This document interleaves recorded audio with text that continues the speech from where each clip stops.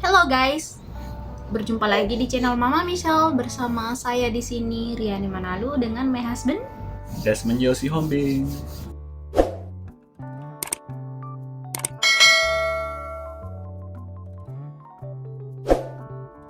Video kali ini kita mau cerita tentang Culture shock. waktu kita pertama kali berapa tahun yang lalu, 3 tahun yang lalu ya, balik Indonesia.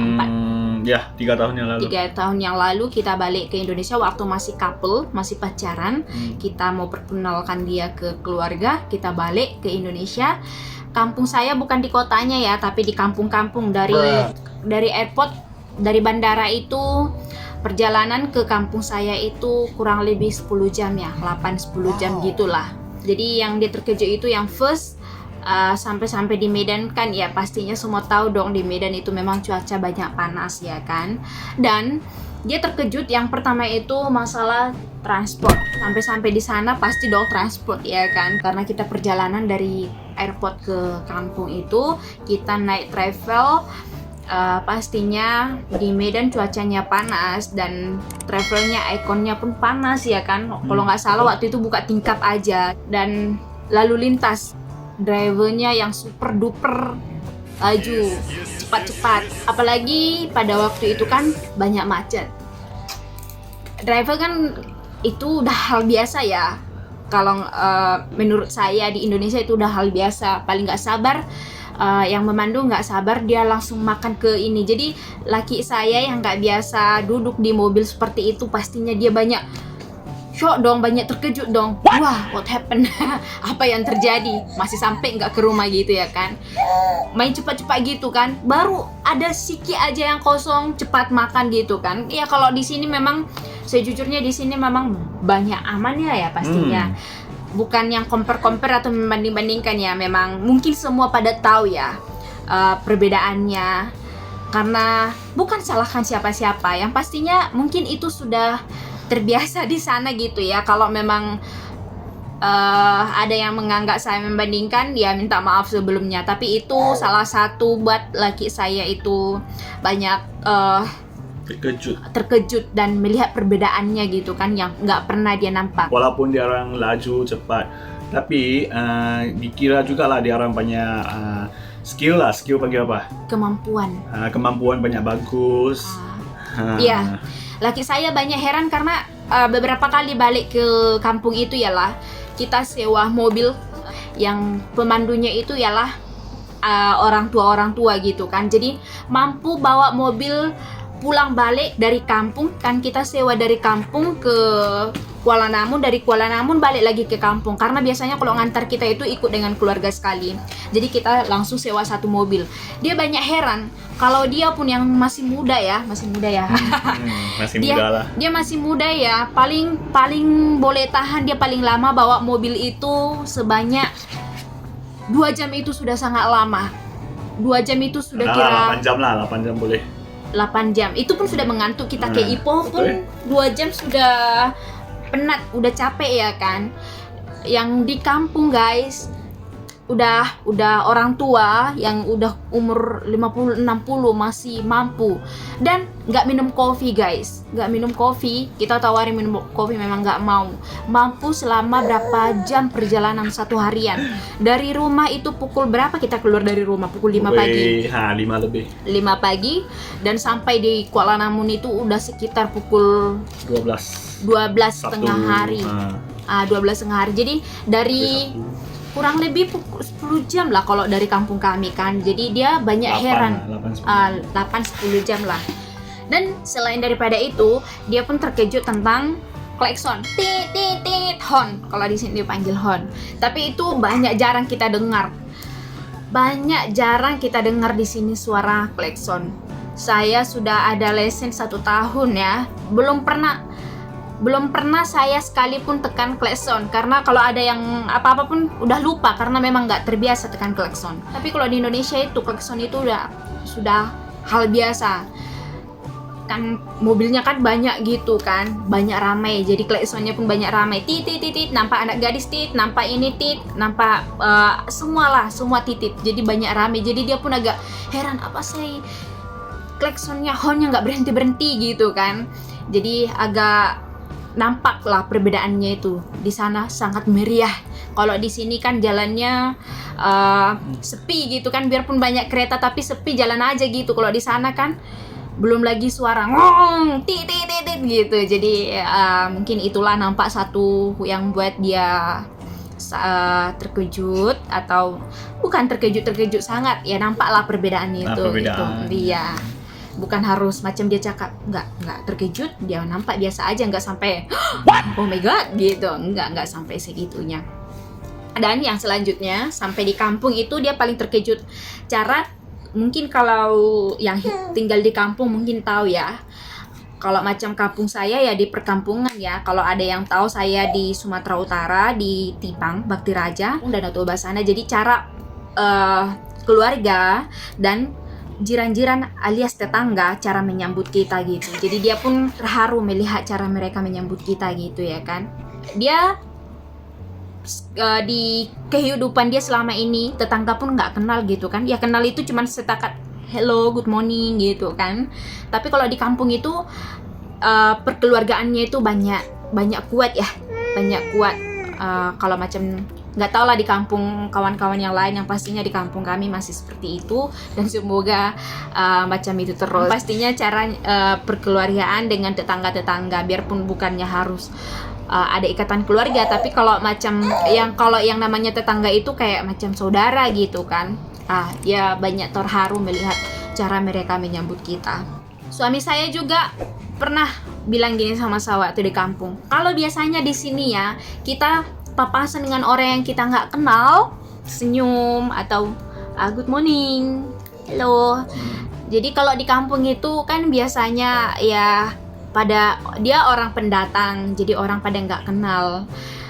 Jadi orang yang di kampung itu kan macam ya anak-anak lah gitu kan, anak-anak pada nengokin.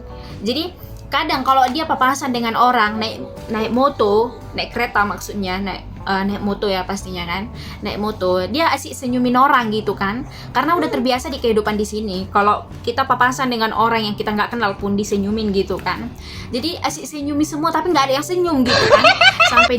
Sampai di rumah dia bilang gini, kenapa ya di sini kita lewat semua dari tadi aku asik senyumi di orang, kok di orang nggak senyum dengan aku. Jadi ya pastinya lah kan orang itu berpikir nggak kenal gitu kan. Orang itu cuman biasalah, kita pun waktu anak-anak dulu orang ada pendatang ya kan, kita tengoki ya kan, sampai kemana dia, dari mana sampai kemana kita tengoki ya kan. Dia pun orang pendatang, jadi anak-anak yang di kampung itu pun nggak asik nengoki rame-rame gitu kan. Jadi dia pun asik senyum nggak ada yang senyum. Jadi saya pun explain sama dia gitu, dia orang nggak kenal, jadi orang itu pun ya bukan nggak mau senyum atau bukan sombong, bukan nggak friendly, tapi memang mungkin dia orang malu gitu.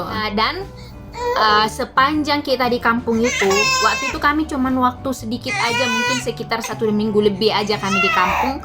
Dan selama 1 minggu itu kami di kampung, dan orang yang tetangga itu, tetangga bukan harus tetangga yang depan belakang kiri kanan rumah, tapi tetangga jauhan juga pada ganti-gantian datang gitu kan. Jadi rumah kami selama kami di kampung itu nggak pernah sepi gitu kan, nggak pernah sepi, selalu orang datang, pagi-pagi udah masih datang. Jadi kayak macam semua kayak keluarga gitu. Jadi dia banyak suka dengan style life kehidupan di kampung gitu. Jadi my husband selalu cakap dia banyak suka kehidupan di kampung dan persaudaraannya masih sangat kuat. Banyak suka kehidupan di kampung, dan ke tetangga-tetangga kita macam begitu dekat, perkeluargaan dekat gitu. Jadi kalau kebanyakan kalau di bandar, di kota gitu kan ya siapa lu siapa gue gitu kan. Kalau contohnya kita datang, bukan saja keluarga yang menyambut, tapi juga tetangga-tetangga kita. Terima kasih buat semua tetangga saya yang di kampung ya. Husband saya juga terkejut sewaktu menyambut tetamu itu kan, dia merasa ya dia nggak siapa-siapa, cuman tetamu doang gitu ya kan. Kalau di kampung itu calon menantu datang, dipotong lah lomok-lomok ya kan. Kalau di sini biasanya kita makan pok itu udah dibeli jadi yang mentah lah, udah dipotong siap. Ini yang hidup. Itu kali keberapa Papi nampak potong pok? Tak pernah nampak. So waktu kita pulang ke kampung itu kita potong pok. Jadi dia pun tolong pegang kaki waktu itu. Gimana perasaan papi waktu pegang kakinya? First time dia nampak mau potong pok itu BABI lah ya. Ya, cemas Itu macam takut. Dan yang terkejut ialah semua masa nak potong, sebelum dipotong, yang terkejut, wah sana punya apa, anak-anak begitu ramai keluar nak tengok. Ya, begitu macam begitu exciting nak tengok. Padahal selama hidup aku pun tak pernah pun dengar itu binatang memanggil. Binatang memanggil? Kan itu binatang dia memanggil sebelum nak di pok. Dipanggil apa? Memanggil loh. Memanggil kayak mana? Ngok. Oh, maksudnya suara BABI itu. Apa itu ABI? BABI. Iya, BABI.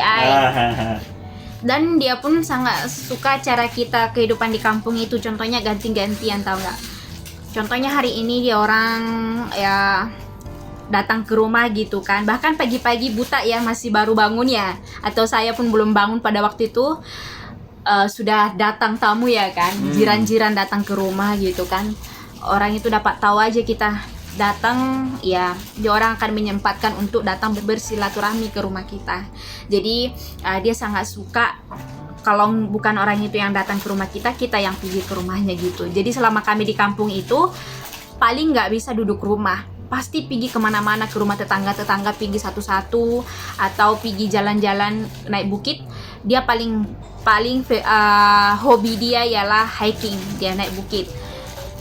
Kampung kami itu dikelilingi dengan bukit, dan dengan keadaan cuacanya sejuk, dingin, itulah keinginan dia, dengan cuaca dingin dan naik bukit.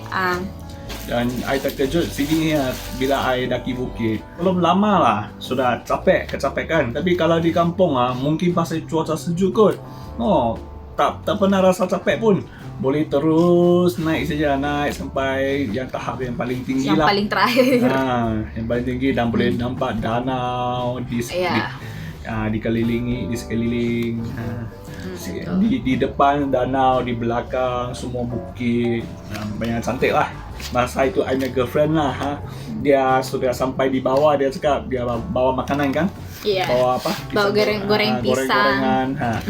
I dari atas tengok ke bawah pun tak nampak orang. Banyak jauh. Banyak tinggi. Kalau orang Tipang pasti tahu itu di Batu Pranak, dia sampai pergi ke baliknya Batu Pranak gitu. Tak terasa tahu. Begitu tak terasa penat pun, tak terasa capek. Coba kalau di sini disuruh dia mau ke kedai di bawah aja jalan kaki ya, atau ke pasar mau beli makanan. Kalau jalan kaki ini semua keringatan guys. Tapi kalau di kampung begitu jauh. Jadi kalau di sini kemana-mana cuman jalan berapa meter aja pun harus bawa mobil. Tapi kalau di kampung guys, begitu jauh perjalanan, dia boleh sampai ke ujung bukit pun dia pergi jalan kaki guys. Jadi dia banyak suka kehidupan di kampung, dan sampai dia bilang ingin menetap di kampung. Kemarin itu dia bilang sama saya dia pengen menetap di kampung tapi duduk di sebelah rumah mama. My husband juga banyak suka dengan airnya di kampung yang begitu sejuk. Padahal kalau saya sendiri sih malah malas mandi ya kan. Kadang 3 hari pun saya nggak mandi guys, karena memang udah kedinginan minta ampun. Dan bahkan kita udah pakai selimut yang udah begitu tebal pun masih kedinginan. Tapi dianya bangun pukul 6 masuk toilet main air. Dia sangat suka airnya. Jadi kalau contohnya toilet kita udah tutup, dia lah itu di dalam. Memang dia banyak suka pukul 6 bangun mandi guys, dengan yang tahu dulu Sanggul gimana dinginnya ya. Pukul 6 dia bangun mau mandi guys. Karena memang itu dingin, itu ialah dia sangat kesukaan dia lah pastinya. Dan dia paling terkejut dengan anak-anak yang di kampung guys. Anak-anak yang di kampung biasanya kan kalau anak-anak di bandar kan main air, main di di kolam renang gitu kan, paling takut gitu kan. Jangan main, jangan ke sana. Unang laut tuh gitu kan. Karena takut anak itu kecumbur atau tenggelam gitu. Tapi bila dia nampak anak-anak di kampung guys, masih kecil-kecil udah berenang. Padahal di danau itu kan dalam. Jadi dia asik ketakutan tengok anak-anak itu. Macam anak-anak yang berenang kan biasanya kecil-kecil masih udah pandai berenang kan. Kalau di sini memang jarang kita jumpa orang yang pandai berenang. Salah satunya my husband tak pandai berenang. Mak mertua saya pun nggak pandai berenang. Jadi di sini banyak jarang lah ya yang saya jumpa lah, nggak tahu yang lain. Jadi dia paling ketakutan. Itu Danau Toba itu ialah sangat dalam. Tapi anak-anak kecil udah berenang sampai ke paling dalam gitu kan. Jadi dia banyak terkejut. Dan dia sangat banyak heran gitu kan, kok begitu luar biasa gitu. Jadi nampak anak-anak naik motor. Kalau di sini boleh ambil lesen SIM itu di bawah umur 18 tahun, nggak boleh 18 tahun ke atas baru boleh ambil lesen ya. Jadi dia nampak di kampung masih kecil-kecil, bahkan sampai berdiri duduk di bawahnya itu dia nampak masih kecil udah boleh bawa motor, bahkan bawa itu mobil pickup ya, naik mobil pickup gitu. Jadi dia banyak terkejut, masih kecil udah boleh bawa ya, belajarnya gimana, kakek pun nggak sampai gitu kan. Jadi dia banyak heran gitu kan, nampak di kampung anak-anak kecil udah boleh bawa motor, bawa mobil pickup. Orang yang nggak nampak, dia cakap itu mobil jalan nggak ada orangnya gitu kan, karena yang bawa itu kan kecil, masih anak kecil. Tapi sebenarnya kebanyakan di sana pun yang bawa nggak ada lesen gitu, nggak ada SIM gitu ya kan. Kebanyakan di sana belajar sendiri. Jadi sama juga macam belajar main gitar. Kalau di sini itu Batak banyak yang pandai main gitar ya.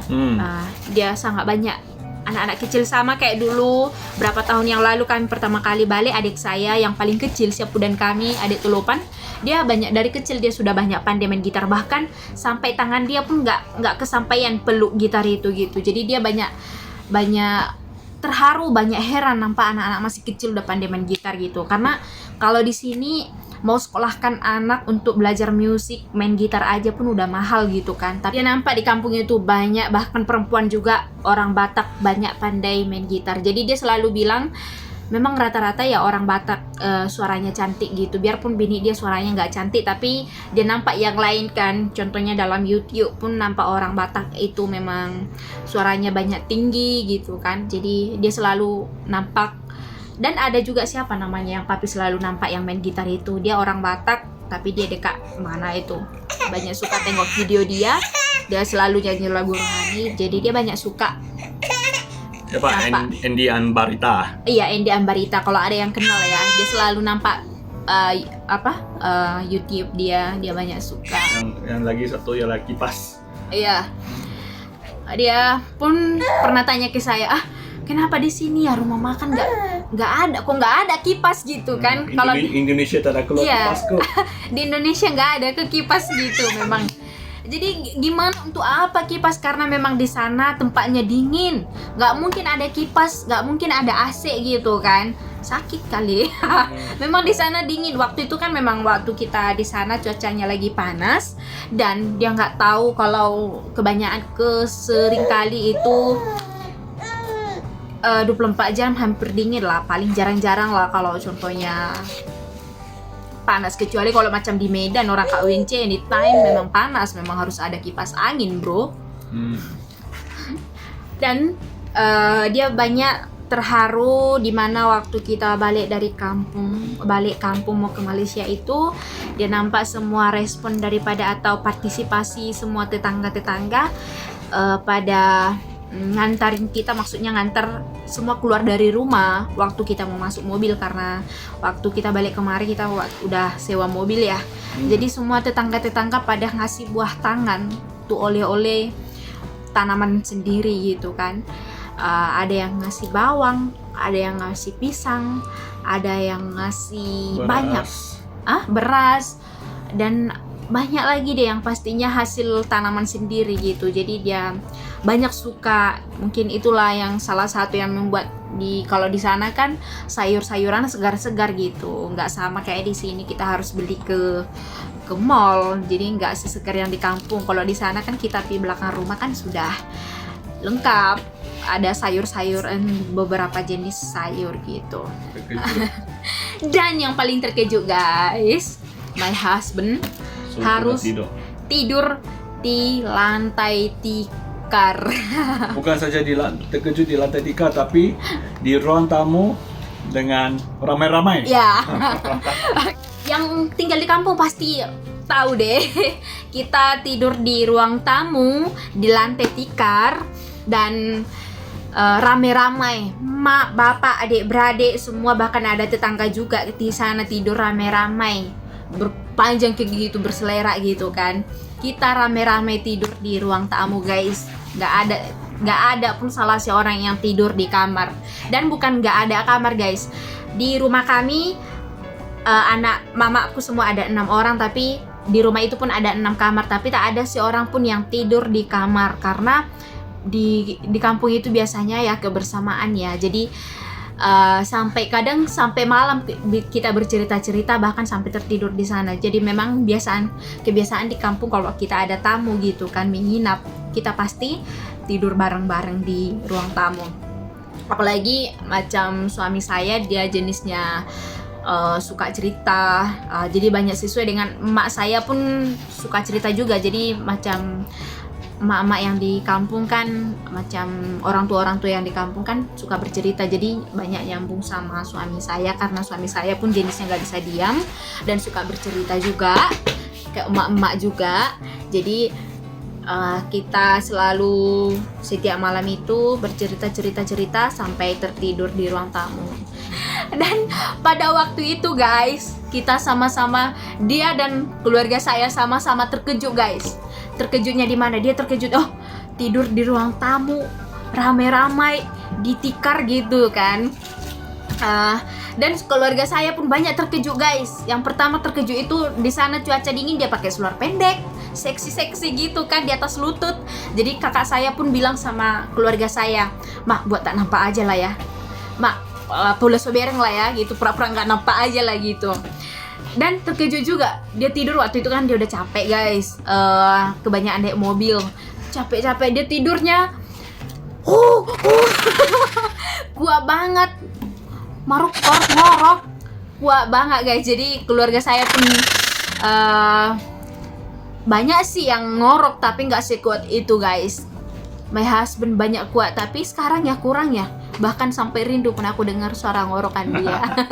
Iya guys, kuat banget dia ngorok. Jadi keluarga saya pada yang satu di rumah itu semua tidur rame-rame itu semua kedengaran dia punya lagu saja guys pada malam-malam itu.